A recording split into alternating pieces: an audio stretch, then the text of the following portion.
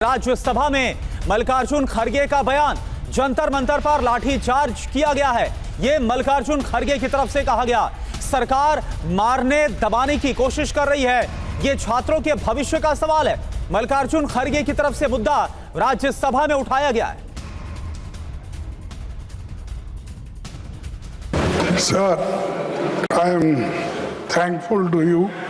You have given me an opportunity to put forth my views about this paper leak and NEET examination घोटाला and no चंदा चोरी तो है ही है, सब उसके समर्थक उधर बैठे हैं, लेकिन सर ये स्टूडेंट का मामला है, ये स्टूडेंट का मामला है जो लाखों बच्चों की जो भविष्य है उनके भविष्य के बारे में मैं बात कर रहा हूं।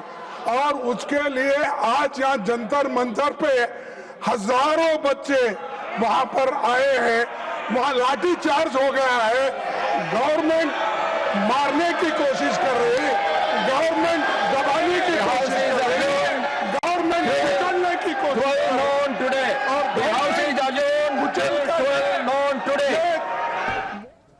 तो देखिए, राज्यसभा में मल्लिकार्जुन खड़गे की तरफ से यह मुद्दा उठाया गया है। जिस तरह से कॉकरोच जनता पार्टी के तमाम समर्थक, तमाम स्टूडेंट्स आज जंतर मंतर पर मौजूद थे, संसद की ओर आगे बढ़ने की कोशिश कर रहे थे। पुलिस के साथ उनकी धक्का मुक्की हुई है, लाठीचार्ज हुआ है, जिसमें कई छात्रों को चोटें आई हैं। यह मुद्दा मल्लिकार्जुन खड़गे की तरफ से उठाया गया और कहा गया कि यह लाखों छात्रों के भविष्य का सवाल है। संसद परिसर में पप्पू यादव भी विरोध प्रदर्शन करते नजर आए। अपने कपड़े पर स्लोगन लिखकर पहुंचे थे सांसद Pappu Yadav. NEET paper leak, चढ़ावा चोरी वाली ड्रेस पहनी थी आज उन्होंने। चंदा चोरी पर सरकार मौन क्यों है, ये पप्पू यादव ने सवाल पूछा है। तो पप्पू यादव ने कैसे सरकार पर हमला बोला, आइए सुनाते हैं आपको। आप भैया आप हमको बताइए, पेपर बच्चा नीट के बाद 4 पेपर क्वेश्चन लीक आउट हो गया। अब जब आपको एक क्वेश्चन पेपर नहीं बचता है, आपसे लिख सकता, आप डाइवर्ट करते रहते हो।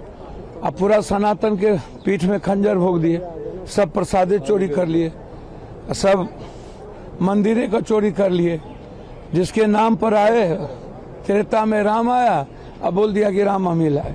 तो जब आप लाए राम को तो आप स्वीकार भी तो करिए। गर्मी में इतना सर, गर्मी का क्या मतलब है? सरकार काफ़ी दिनों से दिखाई दे रही है कि वो मूल मुद्दों पर किसी भी प्रकार की चर्चा के लिए तैयार नहीं, और इसीलिए आज तक ये नहीं बता पा रही कि सदन के अंदर क्या राम मंदिर पर चर्चा होगा, क्या नीट के विषय पर चर्चा होगा, और चर्चा होगा तो किस तारीख पर चर्चा होगा, आज तक सरकार नहीं बता पा रही।